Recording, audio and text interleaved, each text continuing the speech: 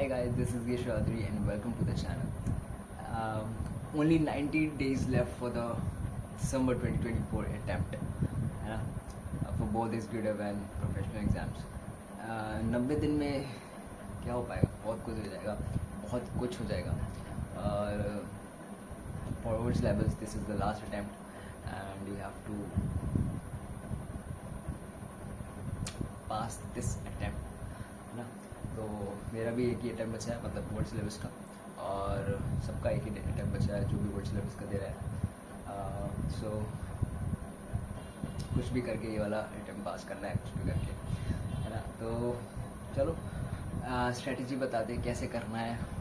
वो स्ट्रेटजी मैं भी फॉलो करूँगा, है ना. और अगर आपको वो स्ट्रेटजी पसंद आए तो आप उसको फॉलो करना, अदरवाइज़ तो वैसे तो बहुत वीडियो डली हुई है यूट्यूब पे, तो आप वो भी देख सकते हो. बट जो मैं बता रहा हूँ आप देख लेना पहले कि कैसी लगी आपको स्ट्रेटजी, फिर आप उसको जो भी है फॉलो कर सकते हो. तो उसमें 90 डेज स्ट्रेटजीज़ में मैंने सब कुछ इंक्लूड किया है. जैसे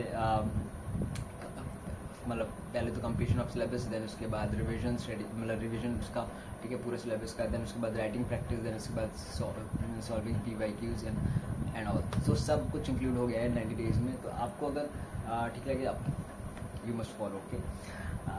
okay let's start. So I am talking about only one group. जो भी एक ग्रुप दे रहा है तो उसके लिए स्ट्रेटजी काम आ जाएगी. अगर जो भी मतलब जिसका बोथ मॉड्यूल्स है उसका मैं नेक्स्ट वीडियो में आपको बताऊंगा. बोथ मॉड्यूल के लिए क्या कैसे पढ़ाई करें, कैसे स्ट्रेटजी बनाएं 90 दिन की, 90 डेज़ की, तो वो मैं आपको बताऊंगा. ठीक है. तो अभी ये सिर्फ ग्रुप 1 के लिए, मतलब for both old and new syllabus. Okay ठीक है.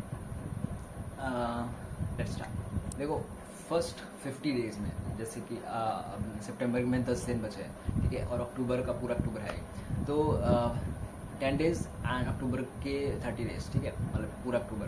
तो उसमें वो 40 दिन हो जाएंगे, प्लस 10 हमारा नवंबर के 10 दिन, शुरुआत के 10 दिन, ऑफ कोर्स लास्ट के 10 दिन कौन लेगा, शुरुआत के 10 दिन. ओके तो ये 50 में, तो 50 डेज़ मतलब यहाँ से 50 डेज़, आज से 50 डेज़, नेक्स्ट 50 डेज़ तक आपको सिलेबस कंप्लीशन करना है. ठीक है, मतलब पूरा सिलेबस जितना भी है कंप्लीट करना है एट एनी हाउ, कुछ भी करके आपको कंप्लीट करना है. 50 डेज़ में सिलेबस पूरा कंप्लीट करना है. मैं 40 डेज़ रख रहा था, बट मैंने कहा यार बहुत कम हो जाएगा, 4 सब्जेक्ट के लिए बहुत कम हो जाएगा. तो फिर मैंने 50 डेज़ कर दिया उसको. ठीक है, तो 50 डेज़ में आपको first of all syllabus complete करना है. क्योंकि यार देखो ओल्ड सिलेबस है, तो लोगों ने कहीं ना कहीं, आप लोगों ने कहीं ना कहीं पढ़ रखा होगा उस चीज़ को. तो बस आपको टाइम देना है, बैठना है, सेटिंग देनी है, तो अच्छे से आप उस चीज़ को कर पाओगे. अगर आपने अब थोड़ा स्पीड लो कर दी, कम कर दी स्पीड, तो वो कंप्लीट नहीं हो पाएगा. तो इसलिए आपको बैठना पड़ेगा, थोड़ा सेटिंग लगानी पड़ेगी, तो जाके ये कंप्लीट हो पाएगा. तो अभी आपको कुछ राइटिंग प्रैक्टिस नहीं करनी है, कुछ PYQs नहीं लगाने, अभी सिर्फ आपको सिलेबस कंप्लीट करना है, that's all. Okay so first 50 days में आपको सिलेबस कंप्लीट करना है जो भी है. ठीक है. अगर मैं बता दूंगा कैसे, मतलब इन डेज़ में करना है कैसे, मतलब दिन में कितने सब्जेक्ट लेके चलना है, तो वो भी मैं आपको बताऊंगा. ठीक है. तो फर्स्ट 50 डेज़ में आपको सिलेबस कंप्लीट करना है, and then in next 25 days, जैसे 10 नवंबर तक आपने सिलेबस कंप्लीट कर लिया.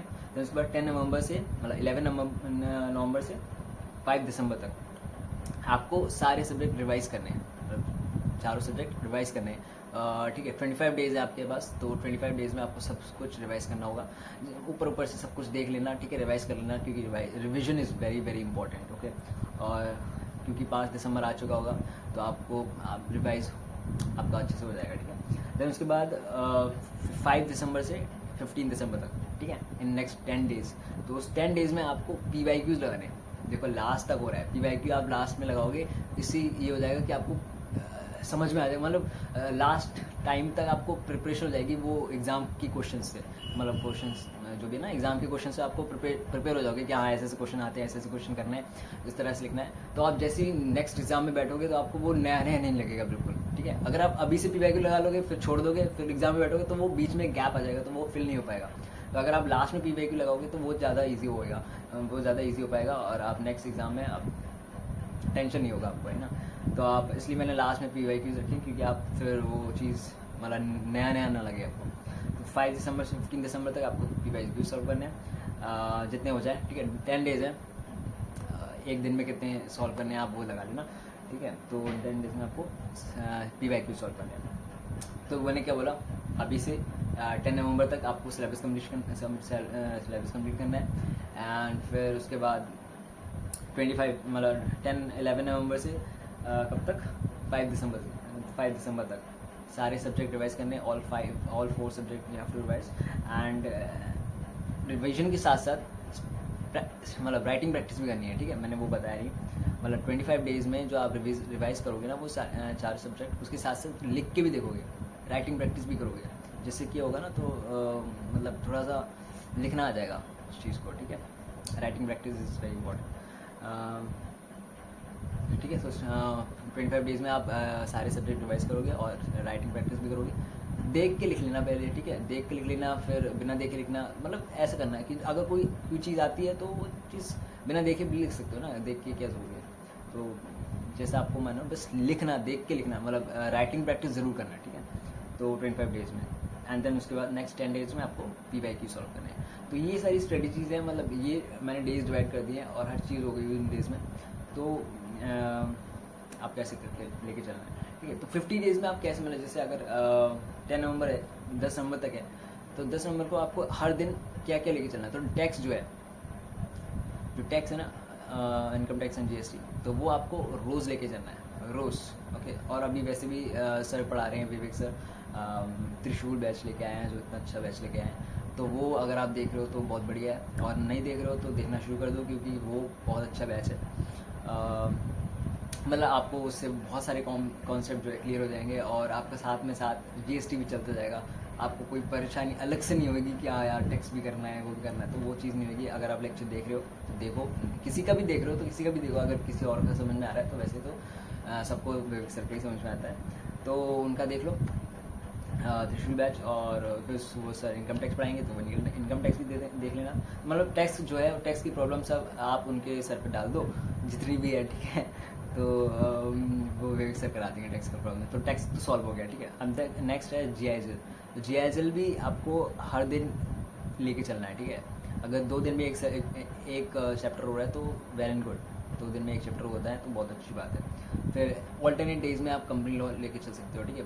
GIGL company law, GIGL company law, GIGL company law, ऐसे करके ऑल्टरनेट वाइज आप लेके चल सकते हो। तो ये 3 सब्जेक्ट हो गए, देखो 3 सब्जेक्ट हो गए, तो 3 सब्जेक्ट लेके चल रहे हो। तो आप ऐसा करना 35 डेज में आप, मतलब 35 डेज तक आप GIGL company law and tax चलते रहने देना, GIGL एंड कंपनी लॉ निपटा देना, जिससे ये हो जाए कि आपका GIGL एंड कंपनी लॉ निपट चुका है। एंड देन उसके बाद आप 15 डेज में SBC कंप्लीट करना। Well 15 days is good enough to complete the SBC, ठीक है।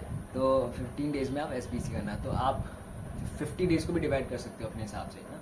मैंने तो आपको फुल बता दिया कि 50 डेज में इतना करना है, तो 50 डेज में आप, मतलब 50 डेज में आप 50 डेज को भी डिवाइड कर सकते हो कि हाँ 35 डेज में आपको GIGL कंपनी लॉ निपटानी है एंड SBC को 50 डेज में निपटाना है, और टैक्स तो पूरे 50 डेज चलता ही रहेगा, ठीक है। तो ऐसे ऐसे करके आप निपटा सकते हो। तो ये हो गया।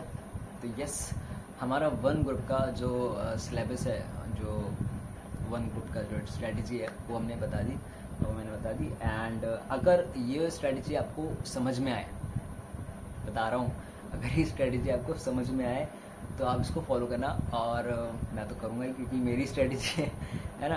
तो अगर आपको ये समझ में आए तो करना, और अगर आपको जैसा भी लगे, ठीक है, तो वैसा करना। और यस, लेकिन जैसा भी है, जैसा भी करना, आपको जैसा भी अच्छा लगे, बट इस अटैम्प्ट में निकालना है कुछ भी करके। लास्ट अटैम्प्ट है, लास्ट वर्ड सिलेबस है, तो विदाई दे देंगे, अच्छी सी विदाई दे देंगे उसको हम, ठीक है। तो yes, this is all. And जो बच्चे बोध मॉड्यूल्स दे रहे हैं, जो लोग बोध मॉड्यूल्स दे रहे हैं, उनको मैं नेक्स्ट वीडियो में बताऊंगा कि कैसे वो बोध मॉड्यूल्स प्रिपेयर करें, ठीक है। तो अभी के लिए इतना ही, मिलते हैं नेक्स्ट वीडियो में, बाय, टाटा।